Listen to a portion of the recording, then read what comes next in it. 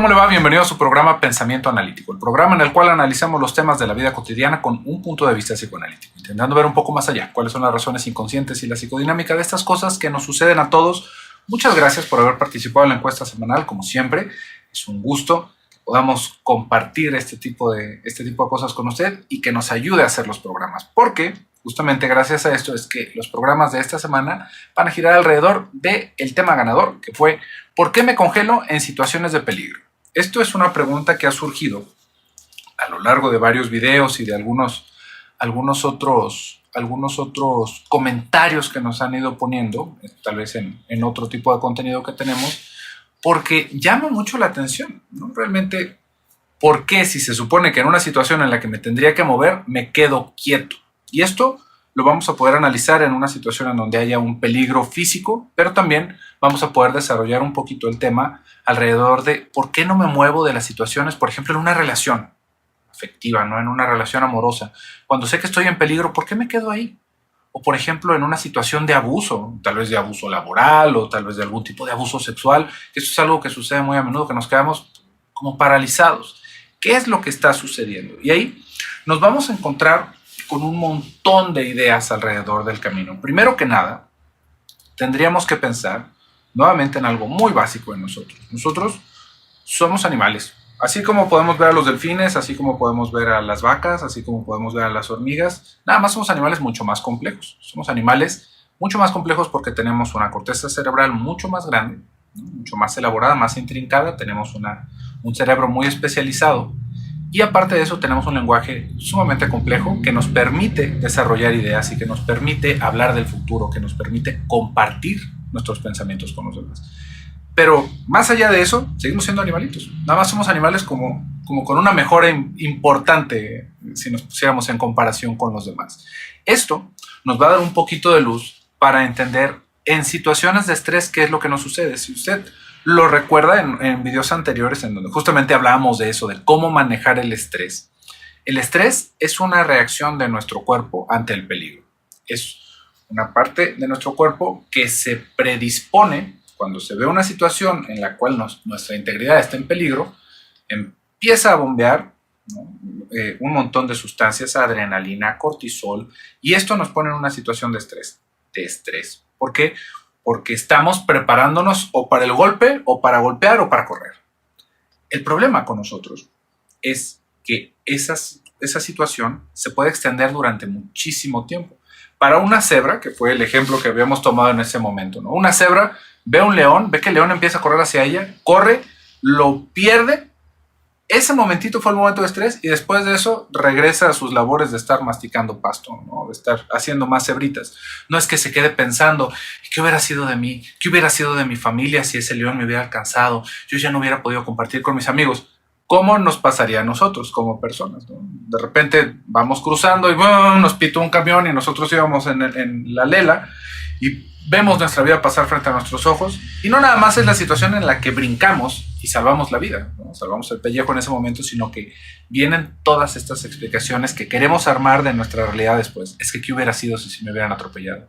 ¿Y qué tal si no es que me muera, sino que quedo lisiado, que quedo parapléjico, que quedo cuadripléjico, que quedo con algún daño cerebral? ¿Cómo estaría pensando? Y ya esa situación de estrés se nos prolongó durante días, durante semanas, y nos está generando un daño significativo en nuestro desarrollo intelectual, ¿no? y sentimental.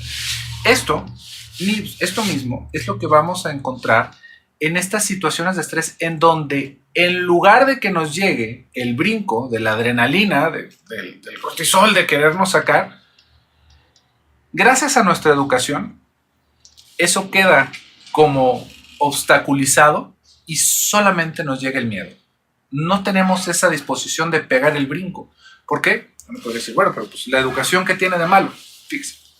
Vamos a pensar en una situación que es bastante desagradable, pero que nos va a dar un poquito de luz alrededor de esto, y es la guerra. Cuando hay guerra, hay una necesidad de soldados. Y en esa necesidad de soldados hay, bueno, pues un montón de medios por los cuales los gobiernos empiezan a reclutar personas y hay un entrenamiento antes de esto. Ese entrenamiento, pues definitivamente que no es un campo de verano, no es así como una cuestión recreativa. Durante ese entrenamiento, lo que se está intentando hacer es modificar nuestras reacciones normales ante el peligro. Una reacción normal ante el peligro, si empezamos a escuchar explosiones, es salir corriendo. Esa es nuestra reacción natural. ¿Por qué? Pues porque no voy. ¿Qué estará explotando? ¿Serán balas? ¿Serán cohetes? Vámonos, ¿no? Vámonos, porque si no, algo me puede suceder. Eso lo podemos ver en los perritos, ¿no? Lo podemos ver en los pájaros. Los pájaros, algo explota y no se asoman a ver, ¿habrá sido un carro? ¿Habrá sido una batería? No, explota y ya salieron volando, ya dejaron el nido, ya todos salieron corriendo y nosotros estamos ahí de curiosos. En esos entrenamientos militares, justamente es que si empiezan a haber explosiones, nosotros no reaccionamos de la manera natural, que nosotros reaccionemos diligentemente, agarrando nuestras armas, concentrándonos, yendo hacia adelante. Esto es una respuesta totalmente antinatural ante el conflicto. Ante el conflicto, el único momento en el cual nosotros vamos a reaccionar con violencia naturalmente en un conflicto es si no tenemos escapatoria. No hay otra. Siempre ante un conflicto vamos a intentar correr. Eso es lo natural de todo esto. Entonces, fíjese cómo dentro de ese momento, todo lo que se va adquiriendo como entrenamiento es ir en contra de nuestros impulsos de preservación natural. Y esto es una cosa también interesante dentro de este aspecto de la milicia. ¿Por qué? Porque también, si estamos en un lugar rodeados de explosivos y de personas con metralletas y escuchamos explosiones y salimos corriendo, nuestra posibilidad de sobrevivir de esa situación es casi nada, ¿no? Por lo mismo es que se toman ese tipo de entrenamientos, se toma ese tipo de práctica. ¿Por qué? Porque entonces nos va a ayudar a mantener la calma. Pero todo esto tiene que ver con quitar la respuesta natural al estímulo. Esto es lo que estamos intentando llevar. Dentro de nuestra educación, no podría decir, bueno, pues eso se entiende para los militares, ¿no? Pero ¿por qué me pasa a mí en el momento en el que alguien me pide dinero prestado? ¿No? Vamos a pensar en esto. Yo me quedo como venado lampareado y ya no me queda de otra más que sacar la cartera. ¿Por qué me quedé paralizado? ¿O por qué en una situación en la cual yo veía que, por ejemplo, estaban a punto de agarrarse a golpes unas personas o que estaban a punto de hacerme daño, yo me quedé quieto, así como si no pasara nada? Vamos a entender por qué. Porque nuestra educación, si bien no es ese bootcamp que estamos pensando de los militares, nos va a intentar despojar de nuestros impulsos agresivos y violentos dependiendo de dónde hayamos crecido. Entonces, fíjese cómo el primer impulso va a ser correr. Pero si no puedo correr, es defenderme. Esto sería lo natural. Si yo estoy en una situación de peligro y a mí toda mi vida se me ha dicho que no grite, que no corra, que no haga ruido, que no haga escándalo, ¿qué cree que es lo que va a suceder si estoy en una situación de peligro? Es más, no se lo necesito explicar de una manera todavía más elaborada. Es una situación espantosa, pero el maltrato infantil sigue estando en pie. Siguen habiendo personas que golpean a los niños, aunque está más que comprobado que eso no tiene ninguna utilidad. ¿Por qué? Pues porque somos unos animalitos bastante feos. Pero tal vez le ha tocado a usted, o tal vez le ha tocado verlo en otras personas. Pero en el momento en el que se están golpeando a los niños, ¿no? Ya sea con calzado, con la mano, con un cinturón, vaya usted a saber, el arma, ¿qué se le dice a los niños? No te quites, no te muevas o te voy a pegar más todavía. ¿No le suena? Qué raro, ¿no? O sea, pues, ¿por qué? Pues porque el niño ve eso y ¿qué es lo que hace? Corre. Es lo primerito. Corre, se esconde, intenta escapar. Pero lo que está intentando el adulto no es corregir con los golpes, que esa es la tragedia de los golpes, que realmente no están corrigiendo nada, nada más estamos viendo un adulto desbordado, porque los niños tienen una capacidad pues, por mucho superior a los demás animales de entender y de poder modificar sus comportamientos sin necesidad de golpearlos. No es lo mismo, no le vamos a enseñar a, por ejemplo, a un caballo a no tirarnos de su lomo platicándole sobre el vínculo mágico que tenemos el uno y el otro, ¿no? O sea, nos tenemos que amarrar, lo tenemos que someter si queremos hacer que un animal de esos se someta a nuestras órdenes. Con los niños no es la misma cosa. Los niños tienen una capacidad muy distinta como para que los estemos golpeando, los estemos sometiendo de esa manera. Pero ¿qué es lo que sucede? Lo estamos golpeando y como nuestra intención no es educar en ningún momento, sino desquitarme, desahogarme, que el niño corra, que el niño se quite, pues no me deja desquitarme a gusto de lo que estoy haciendo. Entonces, ¿cuál es la orden? No te muevas, no te quites o te voy a pegar más. Y le digo, tal vez le tocó a usted o tal vez le tocó escuchar, porque tampoco es como que la gente sea muy privada en este tipo de sentidos. Entonces, ahora recapitulando un poquito, pregúntese por qué cuando estamos en una situación de peligro no nos quitamos. porque la situación de peligro principal, que en ese momento eran nuestros padres, la instrucción fue no te quites. Y es algo que, aunque nos esté doliendo, empieza a generar un sentido en nosotros, porque decimos, ¿por qué no me quito? Pues es que si me quito, igual me van a meter 10 nalgadas, pero si me estoy quitando, si estoy haciendo cosas, me van a meter otras 10 y van a ser 20, porque entre que no me cayeron bien, y fíjese nada más la lógica que está haciendo el niño. Llega este muchacho o esta muchacha a una situación de peligro en su adultez, ¿y qué va a hacer? Yo me aguanto, porque si no me aguanto, me van a tocar peor los golpes. Pero ya no tiene ningún sentido. Lo único que sucede es que estamos intentando utilizar una explicación, un aprendizaje de nuestra infancia en un momento en el que ya no tiene ningún sentido. Y esto es algo que nos pone en un sinfín de peligros. Por ejemplo, a las personas que normalmente están en relaciones abusivas sentimentales, como que sus parejas los golpeen o los humillen de una manera verbal. Sin temor a equivocarnos, nos vamos a encontrar que vivieron las mismas experiencias en su infancia con sus padres. ¿Coincidencia? No. Estamos buscando lo que conocemos, estamos buscando lo familiar. Y en lo familiar es normal que las personas pierdan el control, porque el niño, fíjese cómo se lo explica, no es nada más que hubieran golpes, sino que pues mi papá estaba de buenas, pero de repente si yo hacía algo mal, me golpeaba. Y me golpeaba, pero al mismo tiempo me quería. Entonces, los golpes seguramente vienen en la misma cajita que el amor. Y si no hay golpes, no hay amor. Así es como se acaba explicando. Ese tipo de cosas puede sonar muy lineal, puede sonar muy burdo, pero es un pensamiento infantil. Y esto es algo que también alcanzamos a escuchar en personas en su adultez. Es que me pega porque me quiere. Me pega pues porque yo me equivoqué. Pues porque le falté al respeto. No tendría por qué pegarte, ¿no? Si le faltaste al respeto, pues igual y te abandona, ¿no? Igual y te deja, igual y termina la relación. Pero de eso a que te haya puesto una golpiza y que te haya pateado en el piso por la razón que tú quieras, pues no tiene ningún sentido. Pero si se fija, después de eso lo que se busca es la reconciliación. Y es un círculo vicioso que hay alrededor de esos vínculos, tal cual, de maltrato.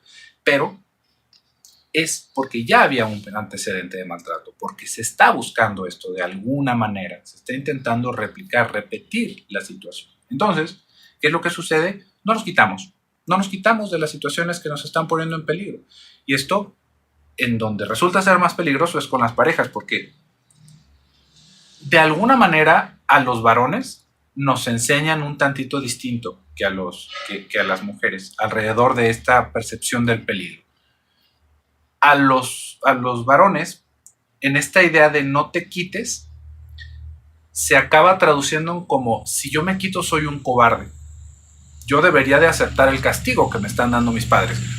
Le digo, no tiene ningún sentido, porque qué castigo ni nada. El hombre estaba desbordado, la señora estaba desbordada y te agarraron a chanclazos, te agarraron a cinturonazos, nada más por desquitarse del coraje que les dio que no les hicieras caso, no porque te hiciera ningún bien. Pero en nuestra cabecita, todas esas ideas alrededor del machismo y de la virilidad es, no voy a llorar, no voy a hacer un gesto, no voy a gritar, hasta voy a retar a la persona a ver si me vuelve a golpear. Eso es lo que de alguna manera nos va estructurando, tal vez un tanto distinto, que las mujeres también lo pueden llegar a hacer, pero para un hombre que se le golpee y llore, es como denigrante en ese mismo sentido, en esa misma estructura. Entonces fíjese cómo lo que se acaba viviendo alrededor del maltrato, si lo pensáramos en un hombre, en ese no correr, es decir, pues mi jefe me trae de bajada, pero yo le voy a demostrar. No me va a ganar, yo no voy a renunciar. Aunque nos estén haciendo la vida de cuadritos, aunque no nos estén pagando, nos quedamos enganchados en esa idea de yo soy más hombre. Y lo único es que nos estamos exponiendo más a una situación de peligro absurda, que nos está costando dinero, que nos está costando nuestra salud mental, pero que tenemos esta estructuración. Se hizo lo que se pudo cuando éramos pequeñitos, ¿no? Con tal de poder lidiar con estos miedos, con tal de lidiar con esa agresión que viene de afuera, es decir, yo puedo más. Cualquier otra persona, ¿no?, que tal vez no hubiera tenido esa misma formación, que no lo hubieran golpeado, que no lo hubieran humillado de esa manera cuando era niño, a la primera de buenas que nos levantan la voz, que nos dicen, nos levantamos, vamos a conciliación arbitral y los demandamos con eso y buscamos otro trabajo, ¿no? Fíjese cómo ahorita, en esto mismo, muchas personas pueden estar diciendo, sí, pero es que si yo hago eso, pues ya no me van a contratar. Y repítase, ¿cuál fue su historia cuando era niño? cómo está toda esa idea de que si hacemos ruido, si nos quejamos, si no aceptamos el castigo que se nos está dando, ya no vamos a ser queridos, que ya no nos van a aceptar. Y es ese mismo miedo que estamos colgando. ¿Usted cree que al empresario que le está trabajando le importa eso de su vida? ¿No? Lo que quiere es que gente que trabaje. Entonces, vamos haciendo todo este tipo de manejos mentales explicándonos por qué no debería de hacer. Y esto nos pone en situaciones muy peligrosas. Justamente es esto mismo, ¿no?, que estábamos diciendo. No me quito de una situación en la cual efectivamente estoy en peligro y no voy a sacar nada bueno de eso, pero pareciera que nos quedamos paralizados. En esto mismo, hay que pensar que también hay una situación inconsciente en todo esto. No es que nosotros estemos decidiendo abiertamente, aunque yo lo pueda decir ahorita en este ejemplo, no es que yo no me voy a ir porque a mí no me va a ganar este señor y yo le voy a demostrar de qué chicharrones truenan más. Eso podríamos pensar que es una cuestión consciente, pero lo inconsciente es que no me estoy quitando de ahí porque siento que mientras más aguante las humillaciones de mi jefe, más me van a apreciar y que yo voy a ser una persona más valiosa. Y igual y lo único que me topo es un desgraciado sádico que se está haciendo el día haciéndome sufrir cada que puede. Pero en nuestra misma explicación inconsciente, como así lo vi con mis papás, si yo lloro, si yo me quito, me van a ver menos. Y por lo tanto estoy intentando acomodar esa misma situación en una situación adulta que ya no funciona. Esto nos va a ir dando pie un poquito a pensar por qué nos quedamos quietos en esas situaciones. Otra persona, por ejemplo, por ahí puso en los comentarios, ¿no?, que en las situaciones de peligro, por ejemplo, en un choque o en una catástrofe natural como en un terremoto, nos quedamos paralizados. ¿Qué es lo que sucede ahí? O sea, ¿estoy esperando el maltrato también del terremoto que me vaya a caer la casa encima? No. Como le digo, hay un montón de maneras de explicar. Pero tendríamos que entender cuál es nuestro caso. Por eso es que estoy intentando desarrollar un poquito en cuáles son algunas de las posibilidades que tenemos. Cuando es una cosa así, fíjese cómo también parte de nuestra educación pudo habernos dejado rebasados en nuestras capacidades de reaccionar en esas circunstancias. ¿Cómo que rebasados? ¿No? ¿A qué se refiere este señor ahora? Si yo tengo todo esto funcionando en mi cabeza al mismo tiempo, ¿no? De que, ¿y qué va a pasar si esto? ¿Y qué va a pasar si lo otro? ¿Y es que yo por qué debería de estar? ¿Y es que yo por qué debería de ser? ¿Y es que yo me estoy sintiendo mal ahorita? Y yo estoy abrumado en mi vida con ansiedades, con miedos, con mi neurosis a full, y de repente suena la alarma sísmica. ¿Usted qué tanto espacio, qué tanta RAM cree que me queda para salir corriendo? ¿No? Nos quedamos paralizados. ¿Por qué? Porque ya no vamos a tener más capacidad de procesamiento, ¿no? Y de repente como que empezamos a hablar de computadoras, pero es una cuestión similar en ese sentido, que también podríamos entenderlo en esos momentos. Si nosotros no tenemos nuestra cabeza clara, no vamos a poder reaccionar ante los problemas que nos vamos a topar en el día a día. ¿Por qué? Porque estamos abrumados por nuestra vida diaria, ¿no? Por nuestra ansiedad diaria, y ahí, de repente, en ese mismo tipo de circunstancias es en las cuales nos meten unas robadas terribles. ¿Por qué? Porque yo estoy con la cabeza toda llena de problemas y es que en mi casa me están hablando. Sí, bueno, soy del banco, señor. ¿No me podría pasar estos números que le van a llegar a su teléfono celular? Y nosotros no atamos a decir, ¿cómo que del banco? A ver, ¿qué número telefónico es este? A ver, ¿qué número? No le voy a pasar nada. Le colgamos, porque sabemos que hay personas que nos están queriendo estafar. Pero si estamos abrumados en ese momento, si traemos la cabeza en 1.000.000 de lugares, lo que queremos es sacarnos rápido del problema. Y si alguien nos llega como una autoridad y se presenta, vengo del banco, necesito que me pase estos números, se los pasamos. ¿Por qué? Porque ya también parte de nuestra educación es obedece. Obedece, no hagas ruido, no te pelees, no des problemas.